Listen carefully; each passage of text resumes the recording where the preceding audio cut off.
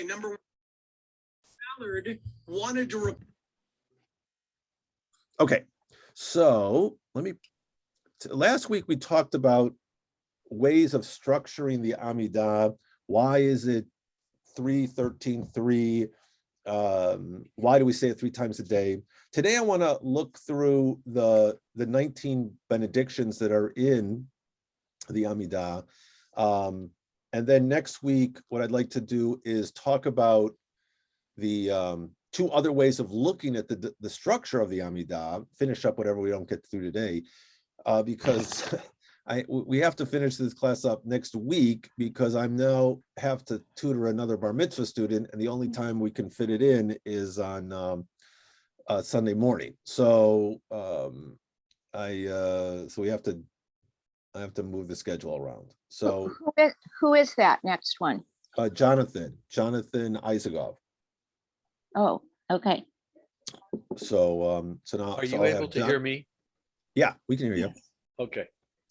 So I've got Jonathan, Danielle. Thank God Josue doesn't really need my help so much.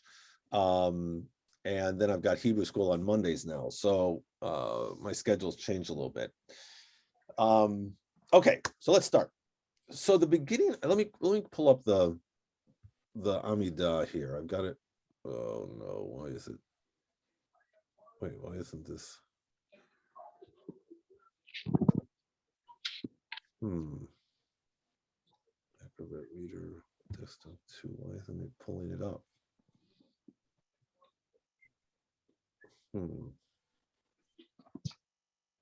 I might have to change computers here. Oh, let's see. Wait, let me, what do I have to do here? I think we all have a book if you just want to give the page number. Okay, I'll do that. Let me just see if I can. Oh, no, I don't want to do that. Okay. All right, let's do the page number. Then I got to get I've got it right in front of me. I've got it on screen. You guys are going to have to look in the book. Okay. Judy, do you have the Tzur Yisrael book? I don't, but it starts on 74 for the Amidah. Right. I just want to know if you've got, so I want to make sure that you're on the pages. What book do you? I have the Koran Siddur. Oh, okay. Well, unfortunately, I don't have that in mind right here. So I don't know, but it's the opening of the morning Amidah is what I'm looking at. And it'll be on, we're going to look at the first blessing, the Avot. So as you can see, so the first question is, why doesn't the Amidah, let me start before that. Notice that as you look through the paragraphs, the blessings in the Amidah, the only one that begins with a Baruch Atah formula is the Avot. The Avot begins Baruch Atah Adonai Eloheinu Elohei Avotenu. It's a little bit different. We're going to look at that in a moment. And then all the other blessings continue with an opening line, and they conclude. Each paragraph concludes with the formula Baruch Atah Adonai Ha'el HaKadosh, Baruch Atah Adonai Chonein Hada'at. But none of them begin with Baruch. It's only the first one that begins with Baruch. And that's what's known, of course, now I can't remember the word, the Hebrew word that I'm looking for, but it's a chain, it's considered like a chain, a shalshelet of brachot, where the first one, if you remember that game, the monkey, what was the game where you attach the monkeys on the Oh, yeah. Whatever it was. Anyway, it's like that. So the first one begins with Baruch Atah, with this formula, and then each subsequent one is just attached to that. So it doesn't need Baruch Atah because it's attached to the previous blessing, but it concludes with Baruch Atah. So you know it has what's called a chatima, a conclusion, because that tells us what the blessing is praising God for. So that's the structure of the Amidah. We see that same structure in the Haftarah blessings. The first one begins with the formula. The subsequent blessings, and this is the after blessing for the Haftarah. The subsequent blessings in the after Haftarah recitation blessing do not begin with the formula, but concludes with a Chatima, a closing formula. So that's the structure of it. But still, there's a question: why does this first one, which should open with what we're used to, Baruch atah Adonai Eloheinu melech haolam, Eloheinu melech haolam. Here it starts, Velohei avotenu, Elohei Avraham, Elohei Yitzhak, Elohei Yaakov. So the phrase Eloheinu Velohei avotenu is found in a number, and there's a lot of biblical references, especially throughout the Amidah, but especially in this opening Amidah. The authors who created this particular blessing used biblical phrases, words, allusions to give us a certain, to add deeper meaning to this opening blessing. One of the places where we find the phrase Eloheinu ve'Elohei avotenu is in Deuteronomy 26. It is when it's the passage that we recite, or a portion of that passage we recite at the Pesach Seder. It's the passage of Arameo Ve'Avi, my father was a wandering Aramean. And what's the context there is the worshiper is coming with his offering. We recited at Pesach, but it's the offering for Shavuot. On Shavuot, he brings his first fruits, and he recites this very summary of Jewish history. God took us out of Egypt, and now we live in the land of Israel, and I've been able to produce these fruits through God's help, and now I bring a thank you offering. So it's an example of coming before God and praising God in an opening praise of God in a prayer expressing gratitude. There's also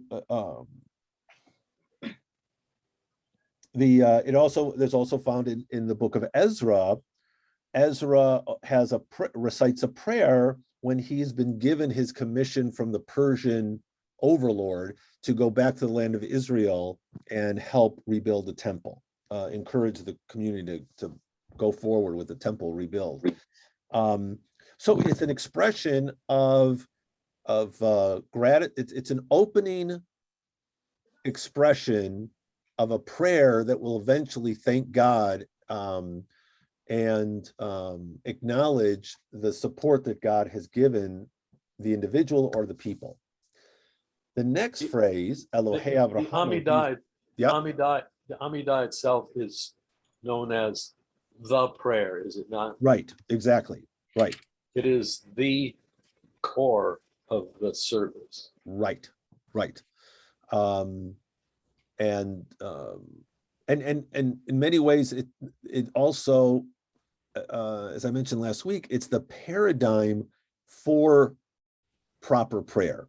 That was the idea that you open with praise, you make a request, and you say thank you and take your leave.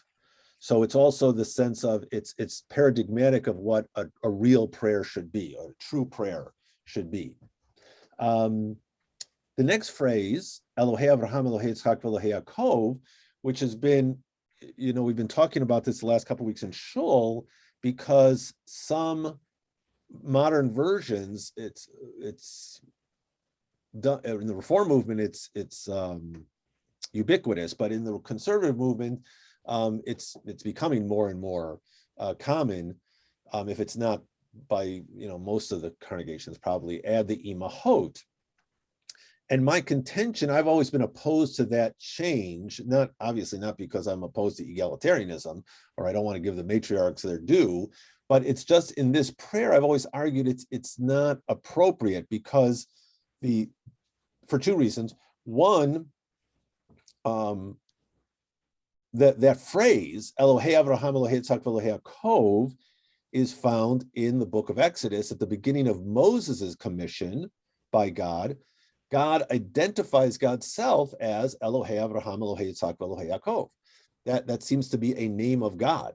And so if you add the imahot, it kind of undermines that name, that biblical naming of God. Also, to me, it's misplaced egalitarianism. It's not about Avraham, Yitzhak, and Yaakov as three men, and that we're denigrating the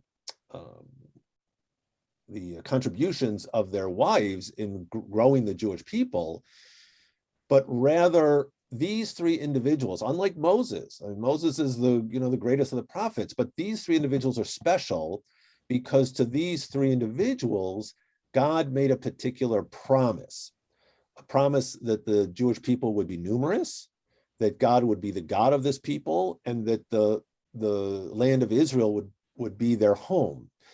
And so therefore, and only these three were made the promise, then after that it's actualized.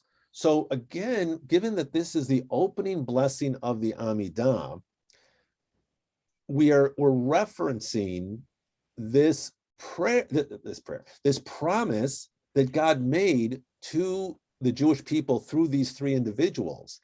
And that's, again, why are we coming before God and making our requests? Because God is a God who's made promises, and God keeps those promises. And so when we come and make new requests of God, new petitions, which is what the middle part of the Amidah is about, we're hoping that God will, like to Abraham, Isaac, and Jacob, come through on those promises. God did give the land of Israel eventually they did make their home in the land of Israel. They were numerous, at least more numerous than 12 sons of Jacob. And we believe that God has had a special relationship with our people. So it's God is the fulfiller of promises, and that's why we're coming to ask these requests, personal, communal, of God. What was the Hebrew word that I swear, or what did God use? What Hebrew word is to promise, or in the passage you're referring to? I don't know if there's a word. It's just that it would have been helpful if I had.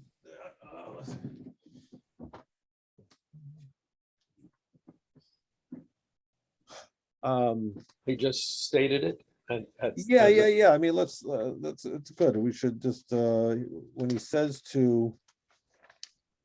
Well, remember in chapter 12, at the very beginning of Abraham's relationship, right? I will make of you a great nation. I'll bless you. I will make your name great. You shall be a blessing. I'll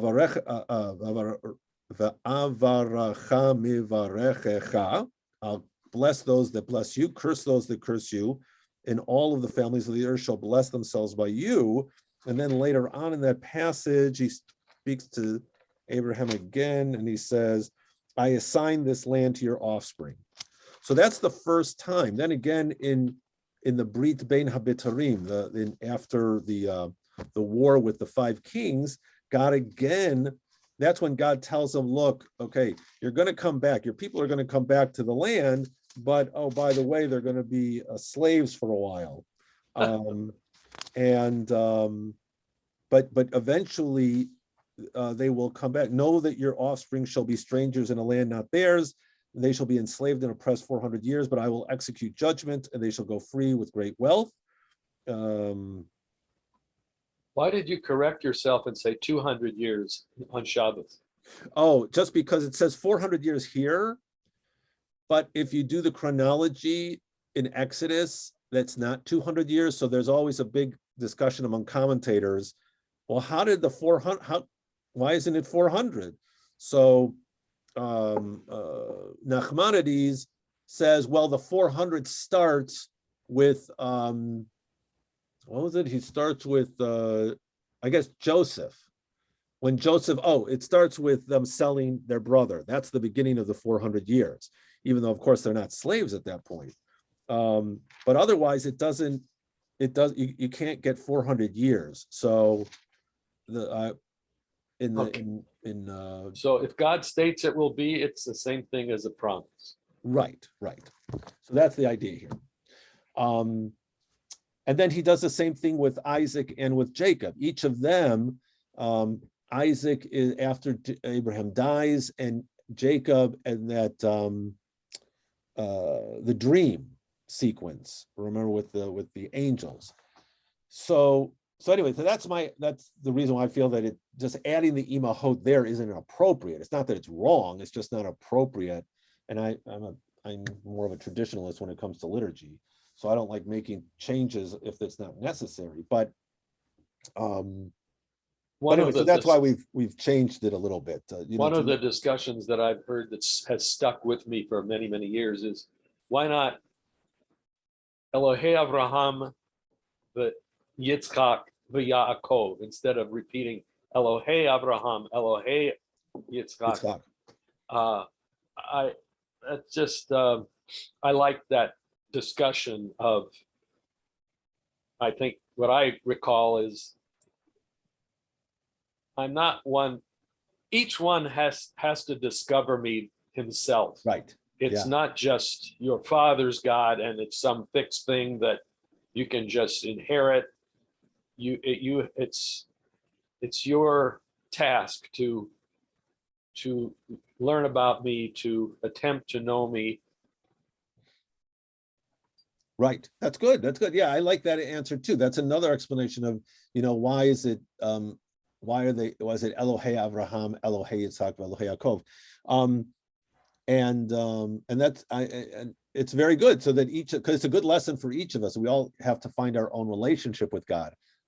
It does happen to also be a phrase that God refers to God's self with Moses. The next part, Ha'el HaGadol HaGibor VaHaNorah, is also found in Scripture, in the book of Deuteronomy, chapter 10. It's in a passage talking about what God, Israel, what does God demand of you? And it refers to Ha'el HaGadol HaGibor VaHaNorah. The next phrase is also a biblical allusion.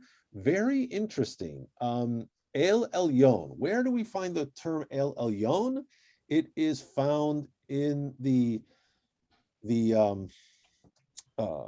blessing of Melchizedek, the Melchizedek, who is the king of Shalem, which is understood to be Jerusalem, and it's after Abraham has saved Lot from and Sodom and Gomorrah, all these other little cities from the kings from the east, and the king of Shalem comes out and he praises the El Elyon, and he praises Abraham, the God who is the Magain Avraham, who's Abraham's Magain, defender. And I think it's just very interesting in this passage where we have all these allusions that we have this phrase from a pagan, or I don't know if it's fair to call him a pagan, right? He acknowledges God. So, but this non-Jewish person, non-Jewish king who praises God, and we have that reference here as well, El Elyon, which means a most high God. So Melchizedek may have been one of these people who saw God as the chief God, but not the only God. I think the term is monolatry, or I'm not sure I'm pronouncing it right, but monolatry. But that's the idea where there's one God is the great God, and then you have a bunch of other gods. And even the Torah kind of alludes to it, like in the first of the 10 commandments, it says, you shall have no other gods before me. Okay, so obviously assumes there are other gods around. By Deuteronomy, that's not acceptable anymore. We don't hold that there are other gods. But it could be that Melchizedek is one of these people who is respectful of the God that we refer to as Adonai, and he refers to him as El Elyon, the Most High God. Where was and then the next phrase is Gomel Chasadim Tovim. Well, that's also, there's a references to it in the Torah, but the idea here is that this God, and again, we're coming before God at this point to make our plea. So the reference here is God is a God who repays kindness, who repays faithfulness. Chesed is sometimes translated as loving kindness. Gimilut chasadim is loving kindness. But chesed is compassion. It can also mean faithfulness, right? A chassid is a faithful follower, devoted follower. So God is a God who repays that good faith, that good compassion. And so we want to remind God that we're related to Abraham, Isaac, and Jacob, who were faithful followers of God, but also to remind God that, if we behave well, then God is the kind of God who repays that positively. The phrase Konei Hakol also comes from the Melchizedek passage. The next line, V'zocher chastei avot. There you go with the importance of the ancestors. God remembers those compassionate acts of our ancestors, those faithful acts of our ancestors.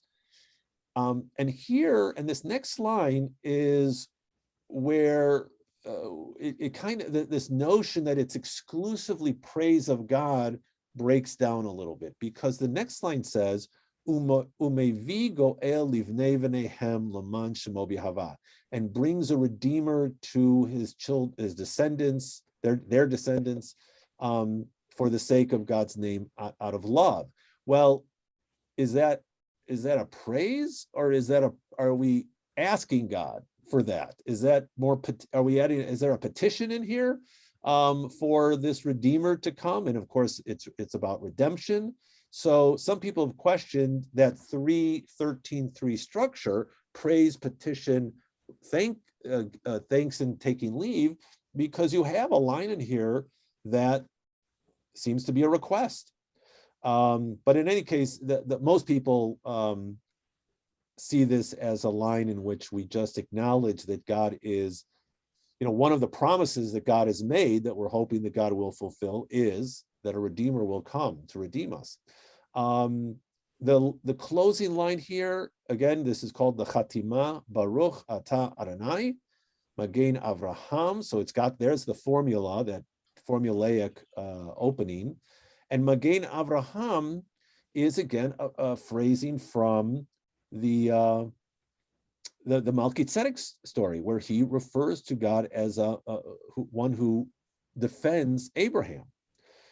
So this opening blessing is praising God for the relationship that that the Jewish people have had with God from our inception, and that this is a God who keeps promises. And so therefore it makes sense that we would come before this God to make requests, hoping that this God will be compassionate to us as well. The second paragraph, now moving on to the Gevurot prayer. Gevurot means, in modern Hebrew, means like heroism, but it's strength, power, might. Why are we going to this God? Because, who else are you going to go to? This is the God who can make these things happen. And the example of how powerful God is Michayeh HaMetim. It's about revivifying, bringing life to that which, to the world, but God is so powerful, a life-giving force, that even the dead, God even brings life to the dead. Of course, this is part of traditional rabbinic theology, that at the end of time, that at the end of a person's life, basically we are the two components that are integrated that make us human, our soul and our physicality, separate, but not forever, because eventually, at some point, either in the Messianic era or according to some after the Messianic era, which will lead to a period of judgment and the end of time, those two components, the soul, the consciousness, and the body will be integrated once again, because you can't be judged fairly. A person can't be judged fairly exclusively on their soul, because the body's involved with it. Whether one does good or bad, the body is the drive. Well, the soul might be the driver, but the body is the one who's doing those acts. So yeah, there has to be theoretically, it makes sense to have a physical resurrection. Whether, how that's going to be, how it's going to work out, left to the imagination. But that's the what the rabbis are getting at in this paragraph. God is so powerful. God is such a life-giving force that God can bring life even to the dead. And the example that we have here, or the reason why we mention Morid Hagashem, about rain in this paragraph, is because that's your best real life example, which is looking at, it's winter right now, looking at the tree outside, it looks pretty dead, no leaves on it.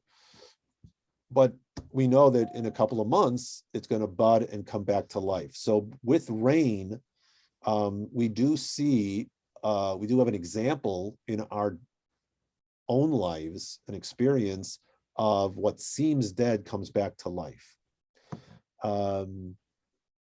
The references here are, I like to point out that the other references here in the middle of the paragraph, besides bringing life to the dead, somech noflim and rofei cholim,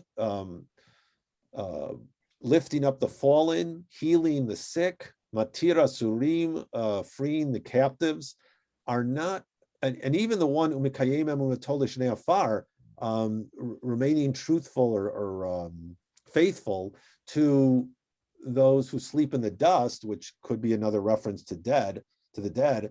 I sometimes like to see it also as to those who are impoverished and mamish sleep in the dust.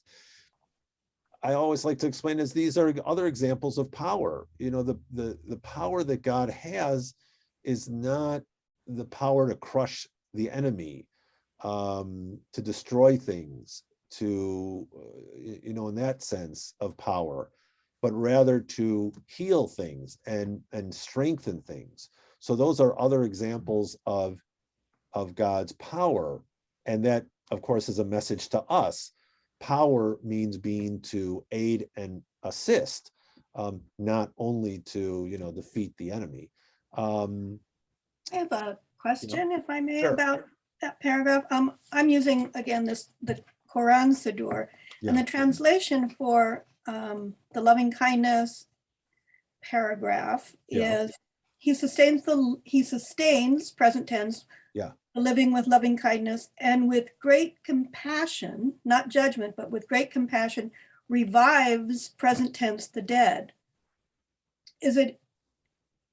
I'm wondering about the present tense for that revive concept. Oh, Why is it present? yeah, that's a good question. I'm trying to see. Oh, here it is. Melech. Wait, I'm trying to where that line umikayim emunato lishanei afar.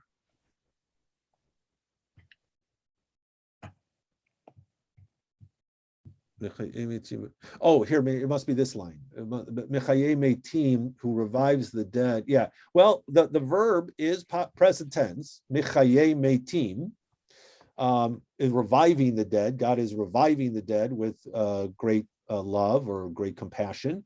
And yeah, so that I guess they're just translating it literally. Can the present tense in Hebrew ever imply the future as well? Some languages have that. Yeah. It is possible. I know that in biblical Hebrew, for example, there's really it's not past, present, and future tenses. It's action. Wait, what is it? It's there's a word for it. Perfect, imperfect. Thank you. It's perfect and imperfect. So in this would be imperfect in the sense that it is ongoing, it is going to happen, it hasn't happened yet. And so that could be it. Maybe that's but let's see, how does our prayer book, our guide, translate it? He says, Capable of bestowing life anew upon the dead. okay, right. And Oh. the next line is no, he does translate who compassionately grants life anew to the dead. So they are translating it here as literally as Michaye. So but yeah, that's a good, I have to believe that it's a reference to that theology, that even while the people, even those who die, while they haven't come back to life yet, they are, maybe you could say they're in a holding pattern. They're not completely, it's not like they're completely dead. They are dead. At the moment, they're separated, but they will eventually be granted eternal life. I mean, I guess that's the way to think about it. Okay. So when a parent says, "You're dead to me," there's still hope for Very revival. good. Very good. And I hope the parents don't say, "You're dead to me too." That'd be a terrible thing for the kid. Okay, third blessing. Now, the third blessing, we have two versions of it, right? When we're praying without a minion or on our own, we say this line: "Ata kadosh v'shimcha kadosh." You are holy. Your name is holy. Kadoshim b'chol yom yihalalucha, and holy beings praise you every day. And then we have the conclusion, the Chatima, the holy God. When we have a minion, we have the longer version. We have the Kedusha, the public, the public Kedusha, recitation of the Kedusha, which is much more extensive, and it includes various verses from Torah. This notion of holiness, see, it's a little bit, the first blessing, you have an example of the patriarchs. We have the story of the patriarchs, and that relates to history. The second paragraph is, we have the example, we can see nature, so that relates to nature. The third paragraph is, we don't really have any real life examples to show us what does it mean to be holy. So we have this more extensive, these verses from prophets. And you notice the language here, Nikadesh et Shimcha ba'olam. We are going to see in the opening blessing of the Shema, we recited what the angels recite every day when they praise God. Now we're saying, well, we learned from them. Nikadesh et Shimcha ba'olam. We are going to sanctify your name in the world, which is something angels can't do because they don't live in this world. Just the way they do up in heaven, the way they sanctify up in heaven. And then we have these two verses from the prophetic passages. So there's a question here. What does it mean they called one to another?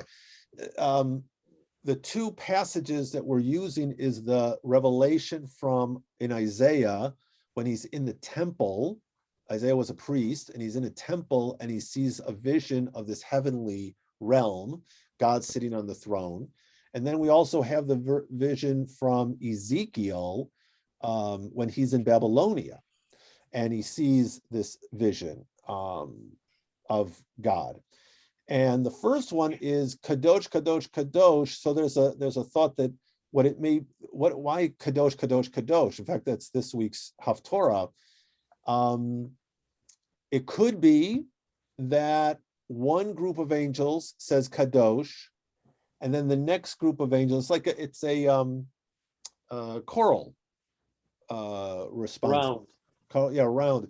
And then the second group says kadosh, and then together they say kadosh. And so that's a possible reading, which is why it's from karazeh el zeh. They're calling back and forth to each other. What do they say? Malo kol haaretz kevodo. The whole earth is filled with God's glory, or God's kavod, presence. The second verse, Baruch kavod Adonai mimkomo. Here's the word kavod again. Praise be the kavod of Adonai. Again, sometimes it's translated as glory. Let's see, how did our guy translate it? Yeah, he translated as glory. Okay. But it could be the presence. The word comes from the word for in Hebrew meaning heavy. So the idea here is something material, basically materiality of the divine. So that's why sometimes it's translated as presence. But where is it mim komo, from God's makom? Well, where is that makom? It's not. It's Ezekiel's referring to the heavenly realm. So you have here in these two verses an expression of God in this world, Melo kol haaretz, God is here, Mim komo, God is above, beyond. So it's the immanent and the transcendent. And then the third verse is Yimloch Adonai le'olam. This is from Psalm 146, where it speaks of God's eternality. So Yimloch Adonai le'olam, God is forever. So this is an element of holiness, of God's uniqueness, basically. God is beyond the world, God fills the world, and God is forever. Obviously very different from any human or any cosmic, anything in the cosmic order. So that's what distinguishes God. You and skipped so, over. yeah. You skipped over the phrase Adonai Tzevaos or Adonai Tzevaot. Right. Since Meira is not listening in, you can give us a short explanation of how you think of the Tzevaot.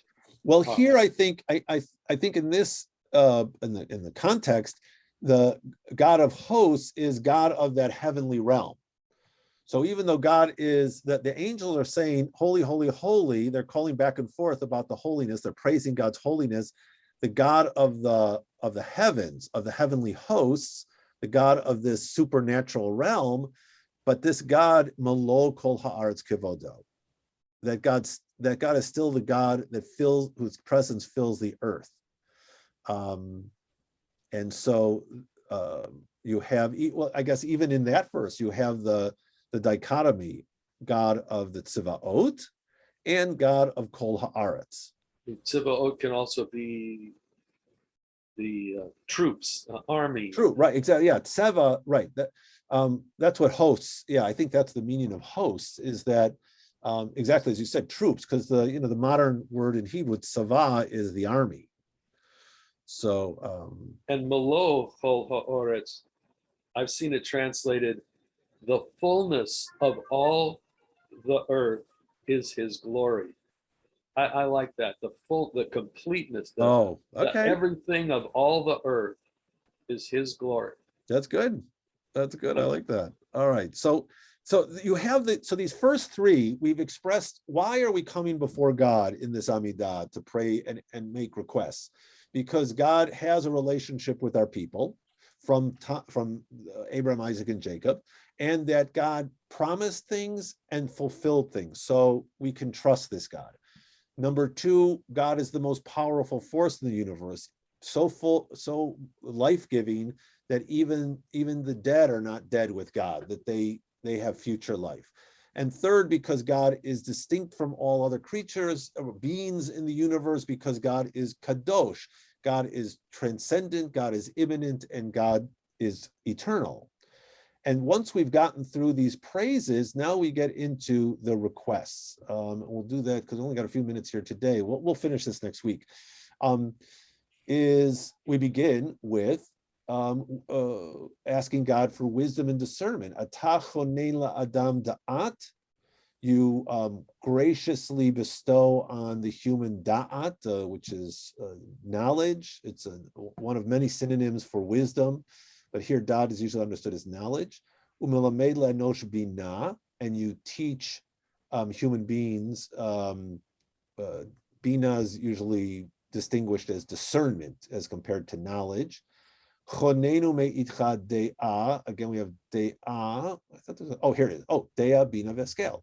De'ah is knowledge, bina, discernment, and haskel is sometimes understood as like just common sense, common practical wisdom. Let's see what he translates it here as. Wisdom. Intelligence, understanding, and wisdom. Okay, different synonyms for intelligence and ability. Who's the Jewish lawyer? It's very famous, and I think he's an author. He named it, main character is Haskell. Okay. He even was sort of on the side of standing up for some of the Republican ideals. Dershowitz. Yeah. Oh, Haskell. Okay. Yeah. All right. Well, they're all, I don't know anybody named Dea, but there's certainly people named Bina, and Heskel is, I think, I've heard people named Heskel, unless it's a short for Heschel, and they're just a patronymic for Heskel or something like that. So we begin, the first thing we ask for, remember, we talked about this last week, is these are personal requests, personal things that focus on the individual. And so the first one is the ability to make distinctions, our ability to think. Once we have that, you notice the next one is tshuva. Why does tshuva follow this request for wisdom? Here, the request for doing tshuva. And the answer is because once you're aware, that basically the first one is asking us to become more aware of ourselves, more aware of our surroundings, not only smart in the head with knowledge and facts, but also internal wisdom, knowing ourselves really well. Once we understand ourselves, self-awareness is the word I'm looking for. Once you have self-awareness, then you realize you need to do tshuva because we recognize the things that we haven't done properly. So Hashivenu Avinu LaToratecha, return us, our Father, to your Torah, draw us close, our King, to your service. Okay, obviously the relationship between parent and Torah is, it's our parental relations, our teachers who draw us close to Torah. It's the king, the relationship of king to servant, which is about service and proper service. And hachzirenu b'tshuva shleima lefanecha, return us in complete tshuva before you. And this is, and we acknowledge, this is the God that wants us to do tshuva, harotzeh b'tshuva, who desires tshuva. So we've gotten to the second part. Now we want to improve ourselves. We want to be better people. And so once we've learned, we become aware of ourselves, true awareness, we recognize we are not perfect. We call upon God as our parent and also our, I guess you would call benign sovereign, who wants us to draw close. And so that's number 2. Number 3 is, okay, so once we've done tshuva, then the aspect there is just because you've corrected your behavior doesn't mean that you're absolved of any of the wrong that you've done. You still have, you still owe punishments or there's retribution to be had. And so the next request is Slach lanu avinu, forgive us, our Father, ki chatanu, because we acknowledge we've done wrong, we've sinned. Michal lanu, not absolve us, but how's he? Let's see what we got. Pardon. Forgive and pardon. Pardon is what I'm looking for. So pardon is even better, because pardoning means you're wiping the books clean. So pardon us, our King, who a father, a loving parent, will forgive you. But to get absolved from any punishments, that's the king's doing. So we notice that we mentioned the king here. Mechal lanu malkenu.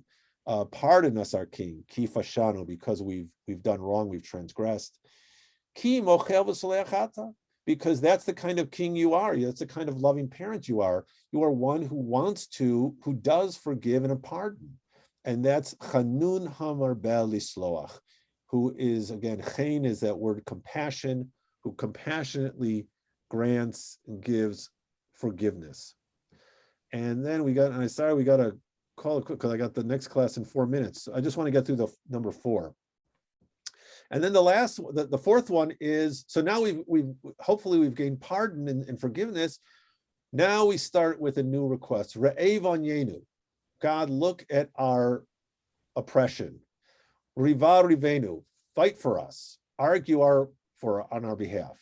Ugalenu mehera leman shemecha, and redeem us quickly for your name. Ki goel chazakata, for you are the great or the strong redeemer. And then we ask Goel Yisrael, pray, or we recognize God as the redeemer. Here, it's mostly understood not as redeemer of the people. That's usually the term. Geula is usually referred to corporate redemption, the whole people being redeemed from exile, redeemed from suffering, oppression.